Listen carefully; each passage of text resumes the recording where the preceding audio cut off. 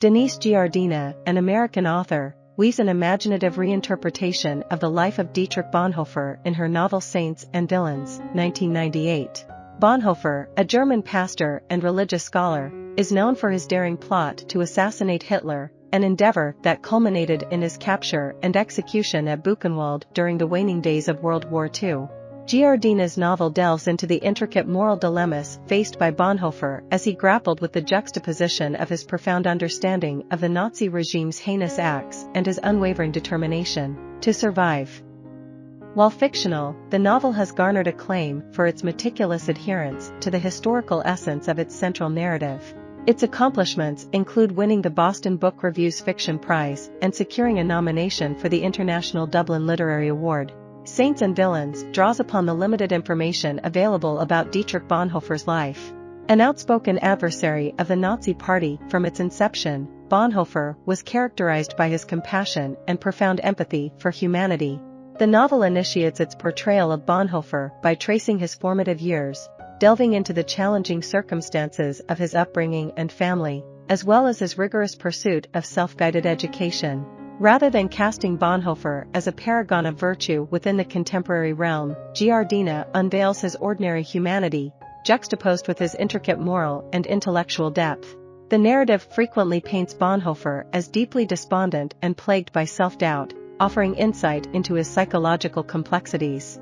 Through his journey, the novel underscores the notion that every individual possesses the capacity to discern injustice and foster substantial positive change, illustrating that no one is immune to lapses in moral compliance. Giardina notably focuses on a significant chapter of Bonhoeffer's life, his time on Gauley Mountain, Kentucky, where he toiled in the coal mines. His years spent in America, particularly in this region, exposed him firsthand to the inhumane treatment endured by African Americans at the hands of their white counterparts. Although slavery had officially been abolished, the bigotry and disenfranchisement suffered by black individuals persisted unrelentingly. Bonhoeffer's keen observations significantly shaped the evolution of his political convictions. As the Nazis unleashed their anti-Semitic propaganda campaign, Bonhoeffer discerned striking parallels between their strategies and other forms of manipulation he had witnessed.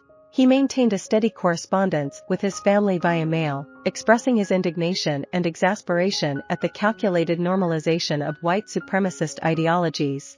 These ideologies manifested through divisive practices like segregation, scapegoating, and the horrors of lynching. Upon returning to Germany, Bonhoeffer immediately detected the burgeoning currents of German nationalism and exceptionalism, foreseeing the impending eruption of violence. While the full extent of the Holocaust's brutality wasn't clear to him at the time, he accurately anticipated the imminent segregation of Jewish individuals within Germany.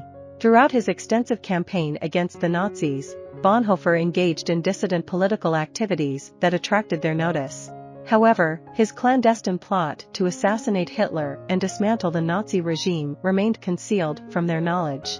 Giardina meticulously chronicles the perilous missions, covert meetings, and periods of imprisonment that Bonhoeffer survived in the lead-up to the pivotal, ultimately tragic, juncture in his life. Despite his valiant efforts, his assassination attempt faltered, and he was swiftly condemned to death by the Nazis without the semblance of a proper trial. His final moments converged with the conclusion of World War II, and the Nazis, determined to project a symbolic defiance even in the face of their impending downfall, executed him. Saints and Villains underscores the profound notion that some of history's most influential and virtuous figures were not uncompromisingly virtuous from the outset.